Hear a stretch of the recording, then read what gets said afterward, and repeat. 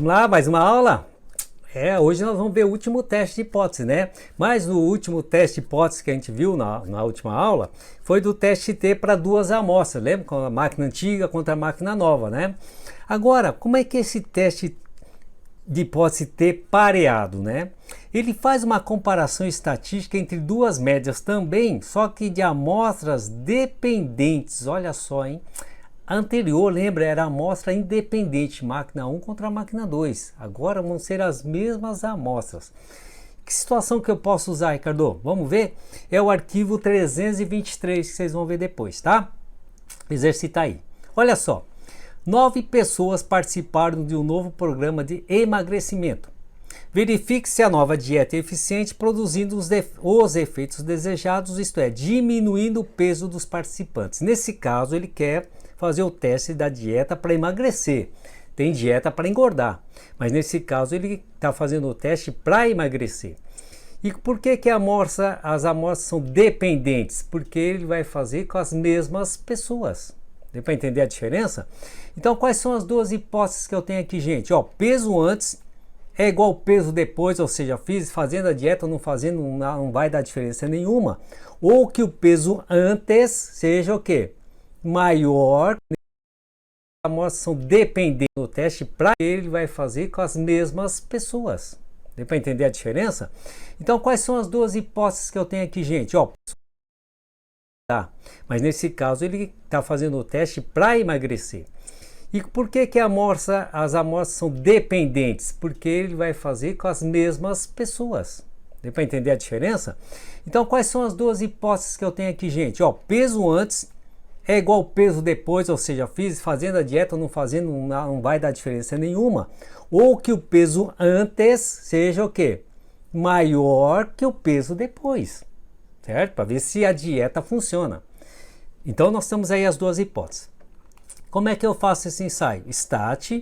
Estatística básica, teste T pareado, ó, que é o quarto aí, tá certo?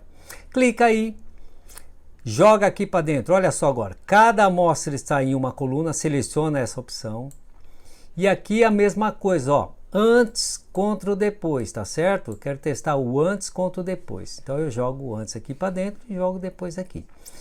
Vou em opções e mudo o quê? Se eu estou comparando meu peso antes contra o depois, eu espero que meu peso seja o quê? Maior que o peso depois, tá certo, gente? E seleciona aqui então, diferença maior que a diferença hipotética. Dá ok aí, né? Olha só, qual que é o valor do P aqui, o resultado? P deu 0,04.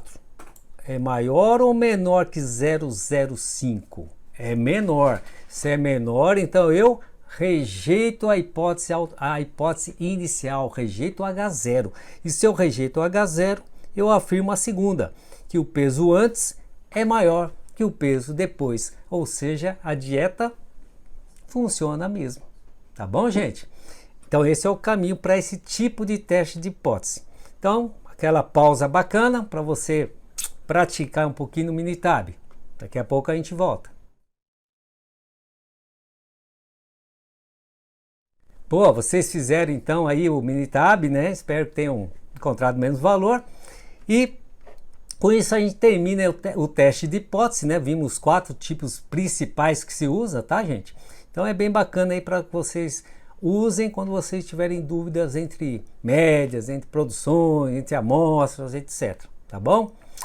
E vamos entrar então no implementar, né? Porque nós terminamos o módulo analisar. Então, implementar no módulo melhorar, tá certo? E dentro do módulo melhorar, nós vamos ver também 4 etapas bem bacanas na melhoria, né? E na primeira etapa será gerar ideias de melhoria. Como é que eu acho que